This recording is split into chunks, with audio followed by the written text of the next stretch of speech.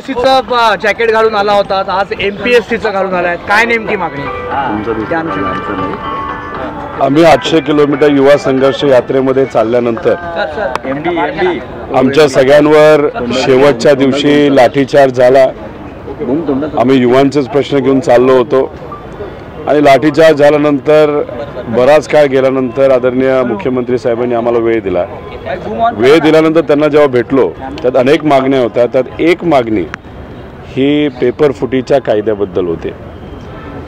आमचं सगळ्यांचं मत होतं की जो कायदा इतर राज्यामध्ये आहे, त्याच्यामध्ये राजस्थान असेल, तसंच जिथं उत्तराखंड म्हणजे BJPचं सरकार आहे, तर तिथं तुम्ही जाऊन लगेच त्याचा अभ्यास करून, जसं शक्ती कायद्याला आंध्राला जाऊन अनिल देशमुख साहेब आणि कमिटीने 15 दिवसामध्ये शक्ती कायदा आणला, तसं तुम्ही पेपर फुटीच्या बद्दल सुद्धा उशीर न करता, नाहीतर नुसते म्हणतो ना आपण की एक मेकअप केल्यासारखं की आम्ही 3 महिन्यात रिपोर्ट करू, अभ्यास करू, कारण का भाजपच्या नेत्यांचा अभ्यास कधीच संपत नाही, तो कंटिन्यूस राहतो।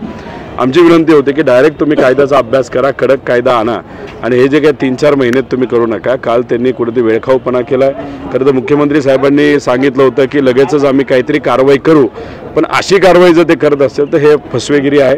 त्यामुळे आदरणीय मुख्यमंत्री साहेबांना मी परत विनंती करतो, उत्तराखंड इथं BJPचं सरकार आहे, राजस्थानमध्ये आता BJPचं सरकार आहे आणि तिकडं दोन्हीकडे पेपर फुटीच्याबद्दल कायदा आहे। पुढच्या 10-15 दिवसामध्ये हा कायदा आपल्या महाराष्ट्रामध्ये आला पाहिजे। अभ्यास समितीची जरूरत नाही।